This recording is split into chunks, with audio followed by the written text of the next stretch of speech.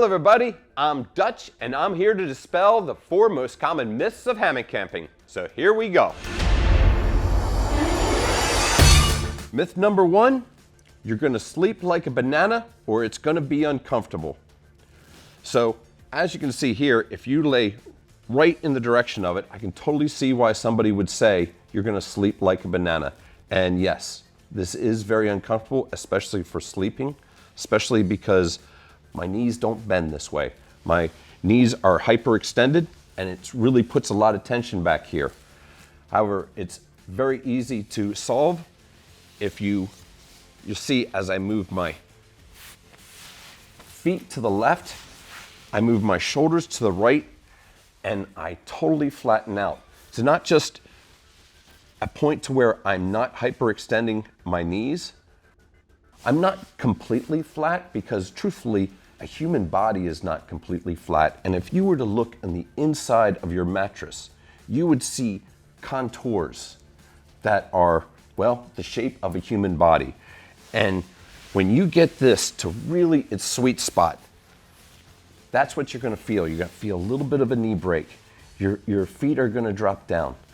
Now, there are some hidden secrets beyond just sleeping on an angle that are really gonna help you, such as the length of your hammock and the width of your hammock. Many hammocks are really meant to be a lounging style hammock. And they are meant for reading a book in the park or maybe going to a festival. But if you're gonna sleep in it, you're gonna want particularly some extra length. Very common hammocks are 9 foot, some are even shorter than 9 foot. And that's barely a foot taller than I am on either direction. And you wanna have, about 2 feet at least on either direction, preferably 2.5 feet from the end of your feet to the peak.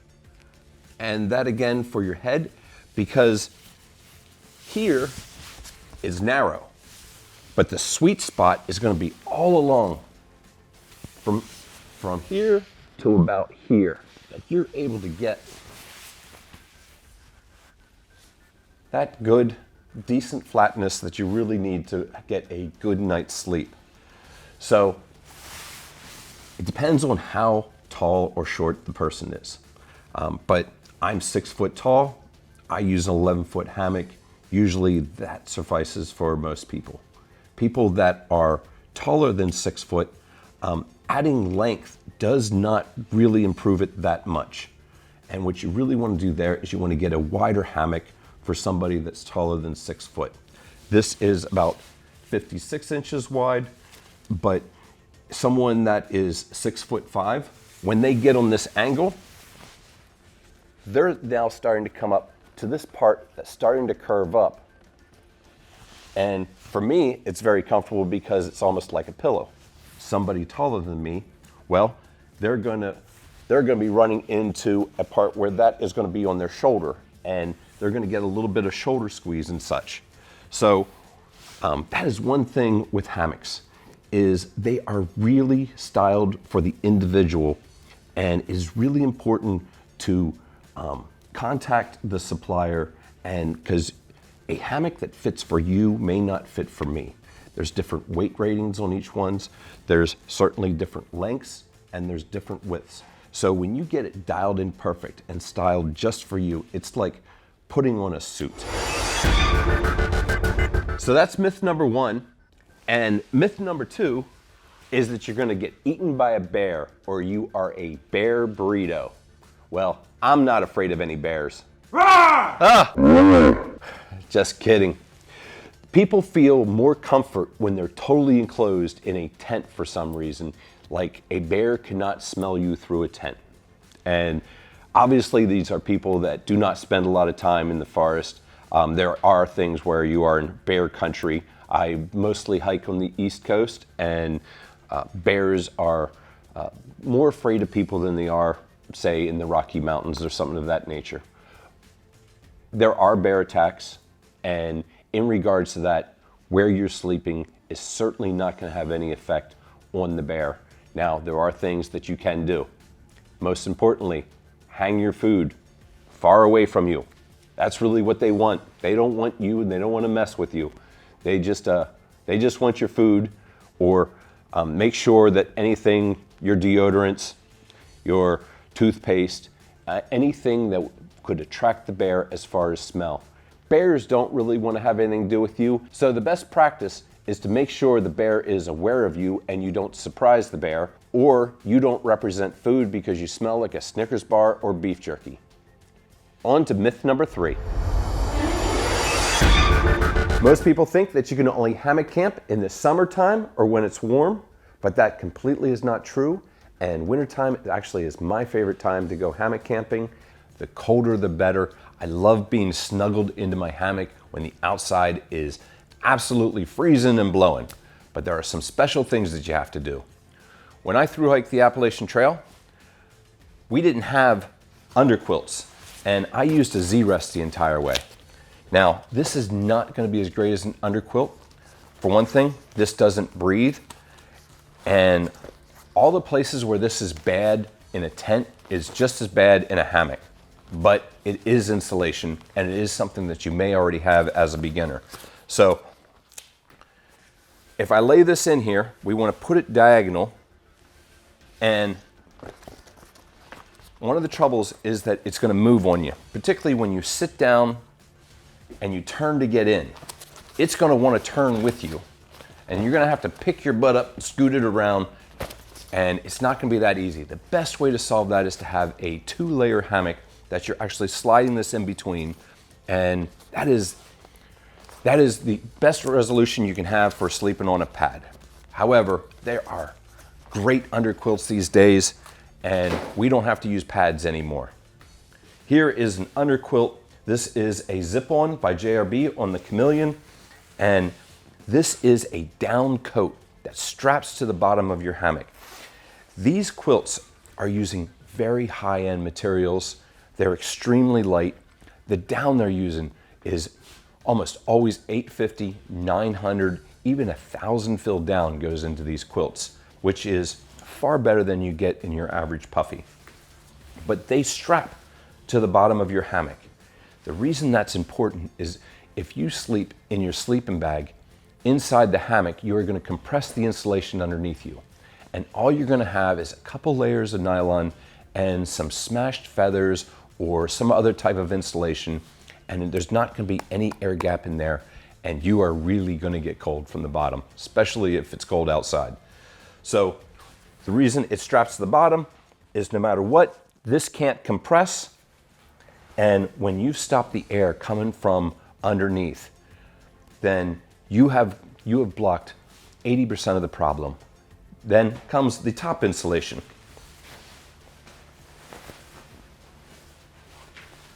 This is a top quilt. You can use a sleeping bag if that's what you already have, and you unzip it. Now, you want to be careful with laying on your zippers because it could damage your hammock, but basically, this is a 3-sided sleeping bag. It has a great foot box.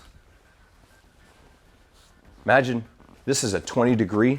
Imagine this is nothing but filled with down, so you're putting your feet in this and they are going to stay nice and toasty warm. What is really great about just having a foot box on here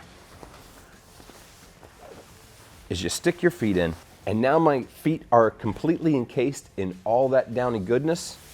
I get into position and I take the top portion of the quilt, or maybe you have an unzipped sleeping bag, and I just have it like a blanket. Don't I look cozy? On to myth number 4. Last myth is it's going to be bad for the environment, and I think that is completely untrue, and sleeping in a hammock is going to be much better for the environment. You're going to leave far less trace than if you sleep on the ground where people go and dig up rocks and roots and they have to have a flat area. So you got to protect the trees. So not only does it protect the trees, but it protects our right to be hammock camping. And the best way to do that is with webbing. Standardly, 1-inch webbing usually does it. Some states regulate that you need 2-inch. And that's no problem because 2-inch webbing or huggers is easy to come by.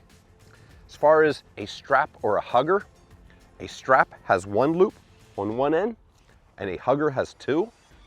So to use a hugger, the very best way, and I see this done wrong by veterans in hammock camping quite often, is you want to come around. This has a Dutch clip, but I could pull through its own loop. You could have a carabiner on the end there. It doesn't really matter that much, but when I hang it on there, if I have this over to this side of the tree, keeping this webbing as straight as possible, there is almost no force on there. If I go and I do this, well, it is hard on everything. It is hard on the clip, the carabiner, it's particularly hard on the webbing, and you want to keep this. It doesn't have to be like here because naturally it's going to come to a more of a natural position, but this is going to be much easier on the webbing itself. So this is going to diffuse the pressure put on the tree. If you just tie a rope to it, that is really going to bind, and it may not look like you're damaging the tree, and the tree is so big, but really the living part of the tree is right underneath this bark. And when you damage that, you're able to get diseases or bugs into that area, and that tree may not be there for much longer because of it. So there you have it. That is the 4 common myths of hammock camping. So let's say you want to get into hammock camping. This is the best way to do it. Go to a hang. If you go to a hang, you're gonna see many different hammocks. You're gonna have a really eager crowd that want to show you their rigs. And you can go around and you can say, hey, can I lay in your hammock? And they will do that. And in order to find a hang, look at the link below, and we have a convenient integrated map with calendar that you can find a hang in your area.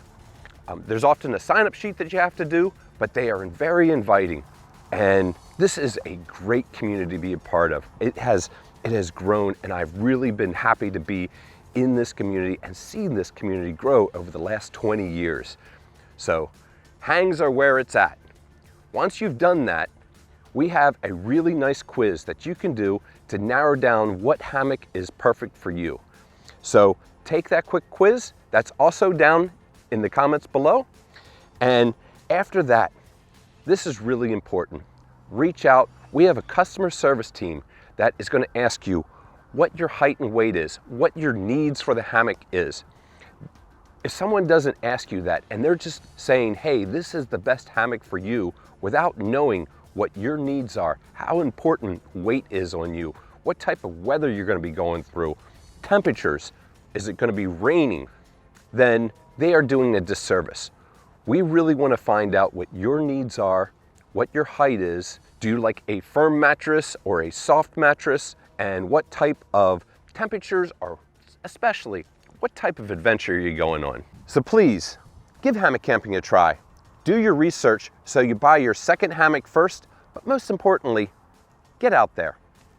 Thank you, everybody.